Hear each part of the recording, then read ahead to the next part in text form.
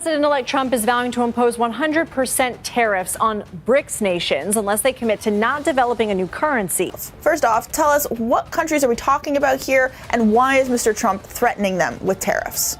Breaking news. The U.S. and its allies are racing to shut down a bold new project by BRICS countries. This project, called BRICS, is designed to let countries like China and Russia trade with each other without relying on the U.S. dollar. What's alarming is that BRICS has already been tested and proven successful. The U.S. sees this as a direct threat to its control over global trade, and now it is pulling out all the stops to shut it down. Will this fight protect the dollar's dominance, or are we witnessing the start of a major financial shift? The West versus BRICS.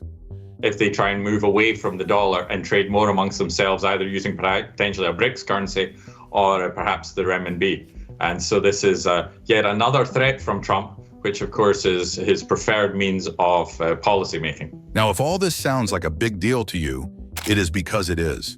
The US dollar has been the dominant currency in global trade for decades. Countries around the world have used the dollar to settle international transactions, making the US economy incredibly powerful. But BRICS, the group of Brazil, Russia, India, China, and South Africa, have decided they are done with this setup and want to do things differently. And that's where BRICS comes in. So what's BRICS all about?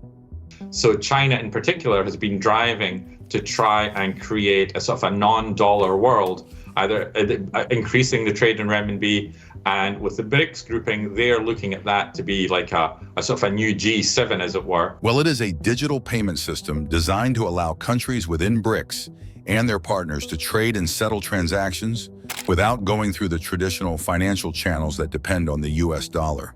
It sounds pretty simple, but the thing is, BRICS could completely shake up the financial world.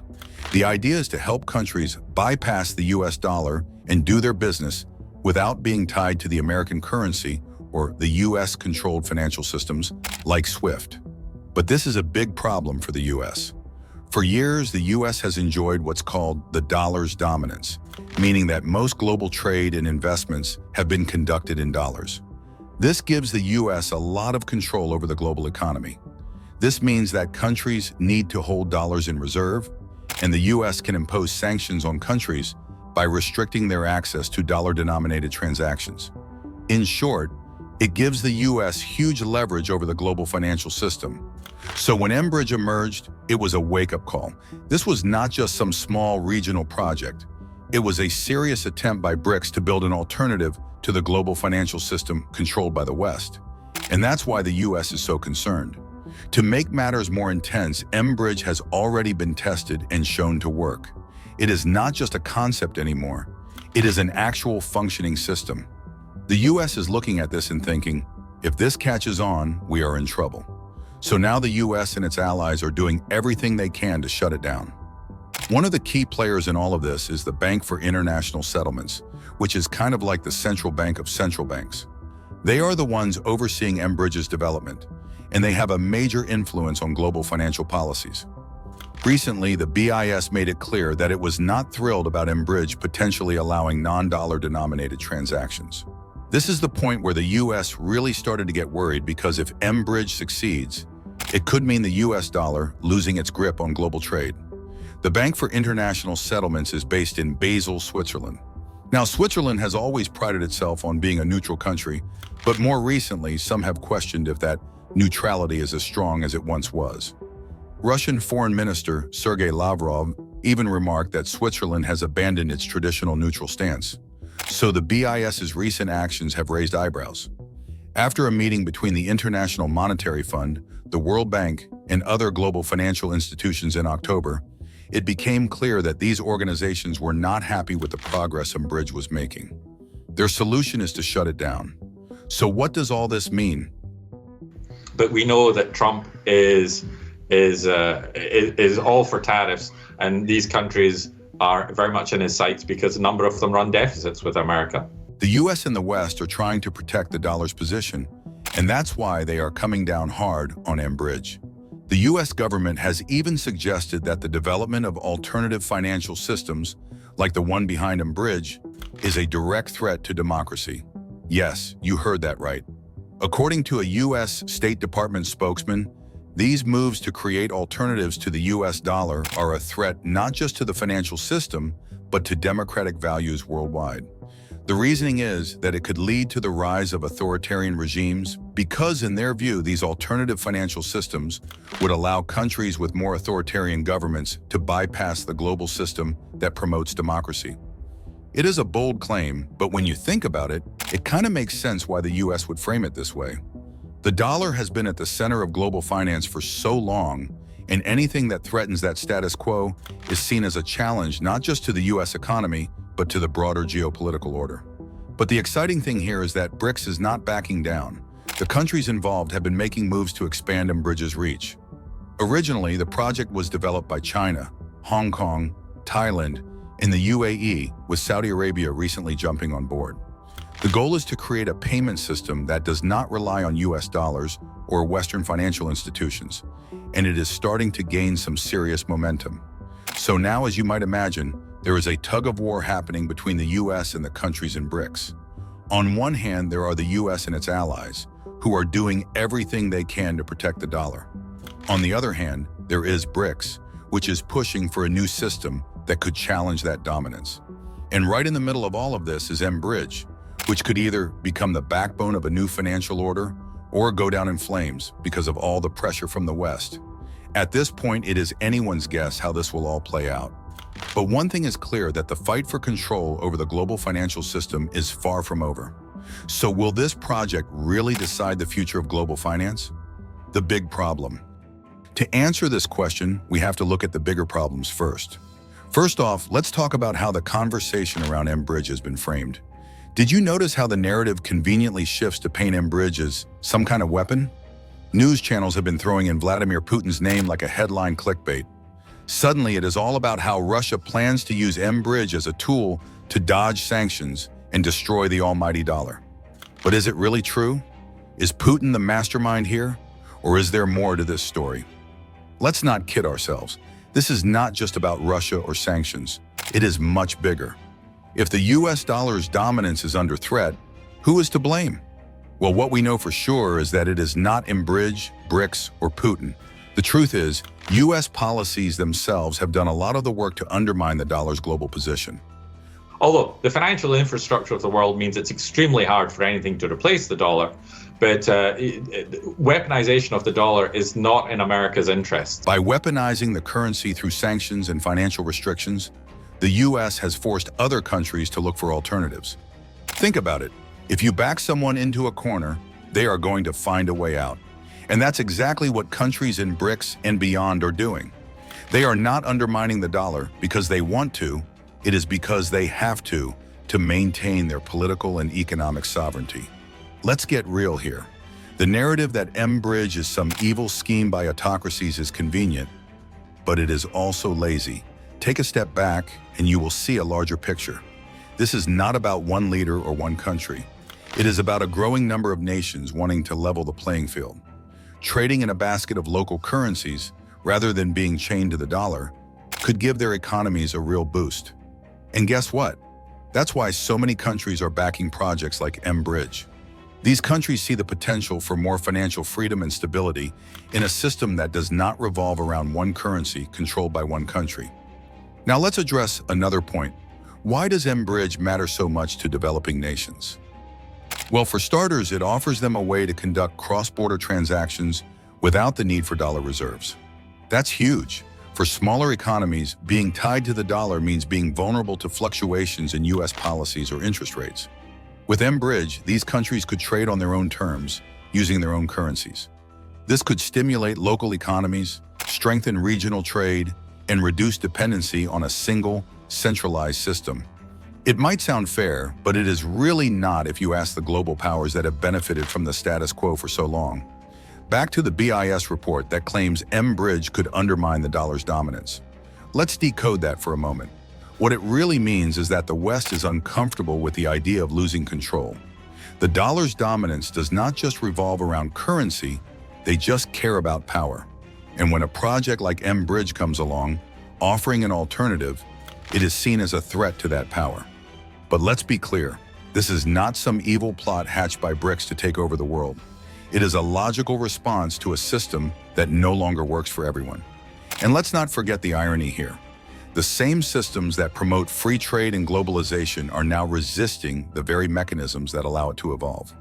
The US and its allies have been quick to criticize mBridge as a tool for authoritarian regimes. But is that really the issue? Maybe it is just that the current financial system, with all its inequities, is being challenged for the first time in decades. So when you hear reports framing mBridge as some rogue operation led by Putin, take a step back. Ask yourself, who benefits from shutting this down, and who loses out if it succeeds? Who is the winner here? Let's connect the dots. The platform was designed to help the global majority, countries outside the Western financial hegemony, grow their economies, trade freely, and reduce dependency on the US dollar. But instead of supporting such a transformative initiative, the focus has shifted to squashing it. Why? Enter CBDCs, or central bank digital currencies. If you are unfamiliar with CBDCs, buckle up, because this is where things get interesting. You see, central banks around the world are working on digital versions of their currencies. On paper, CBDCs sound convenient. They offer faster transactions, reduced costs, and better financial inclusion. But let's not ignore the elephant in the room: control.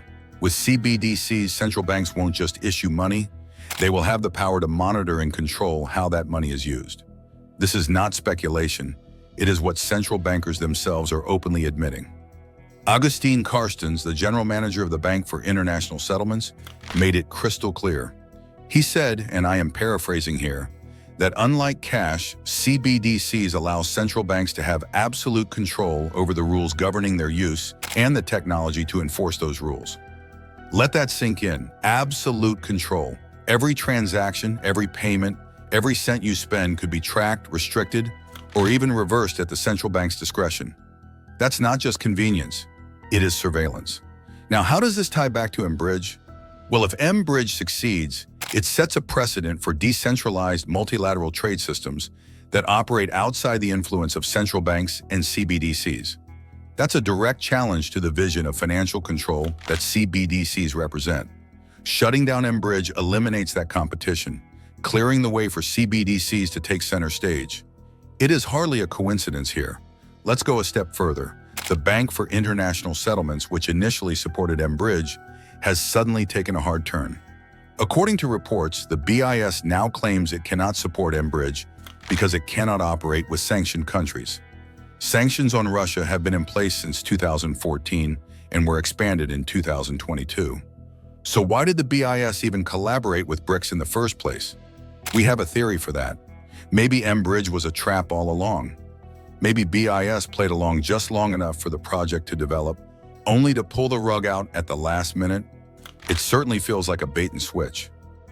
Think about it. The BRICS nations poured resources into creating a system to bypass dollar dominance, only to have their efforts stymied by the very institution that was supposed to support them. If this was about sanctions, why start the collaboration at all? The timing is suspicious, to say the least. The BIS waited until mBridge was almost ready for launch before declaring it couldn't work with sanctioned countries. It is hard not to see this as a strategic move to delay and disrupt. Meanwhile, CBDCs are quietly being positioned as the better alternative. But better for whom? Not for the citizens who will lose privacy and financial freedom. Not for the developing nations hoping for a fairer system. Better for the central banks and governments that gain unprecedented control over money flows. So while the world debates the merits of mBridge, let's not lose sight of what's at stake. This is about who gets to write the rules of the global financial game, and we have to stay alert for that. And right now, it seems like those in power are doubling down on keeping that power firmly in their hands. Now, the only question we all have right now is, why does the West feel entitled to dictate the rules of a system designed to benefit the global majority? The real issue. Well, the media narrative, particularly in outlets like Bloomberg, is drenched in a worldview that divides everything into us versus them.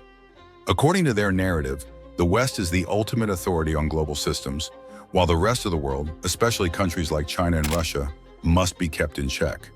Let's take a moment to reflect on that. Bloomberg outright suggests that allowing China to provide the technological backbone for mBridge was a mistake. Why?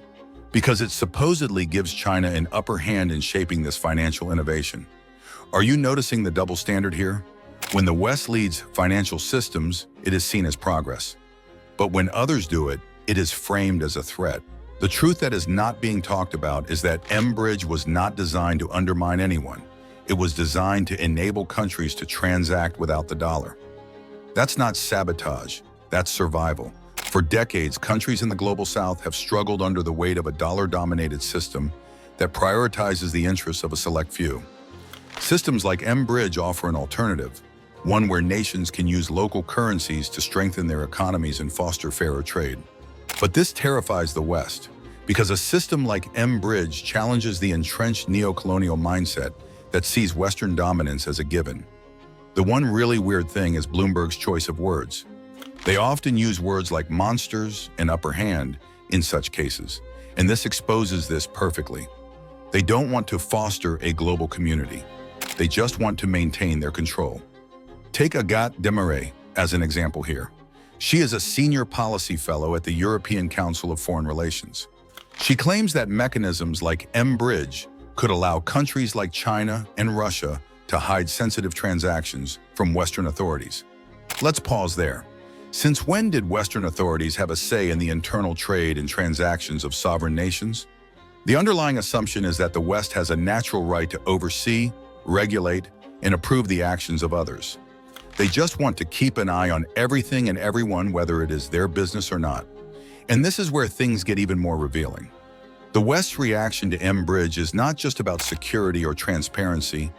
They are afraid that their grip on global financial systems is loosening, afraid that the dollar's dominance is eroding, afraid that countries long marginalized in this system are finally carving out their own paths.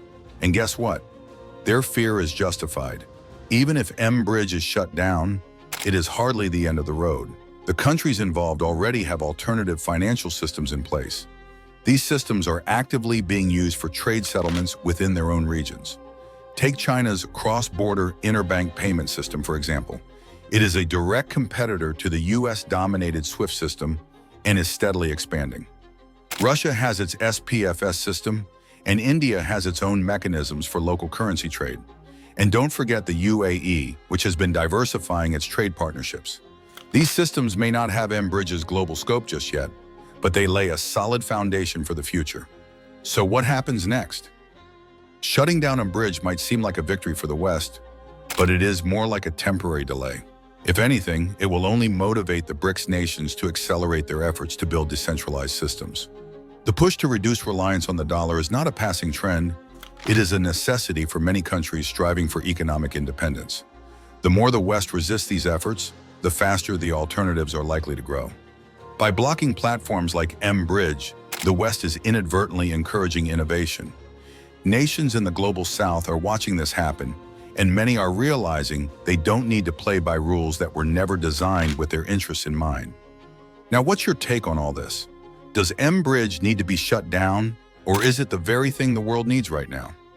Let us know your thoughts in the comments below. Before you go, make sure to subscribe to our channel for more updates. Thanks for watching.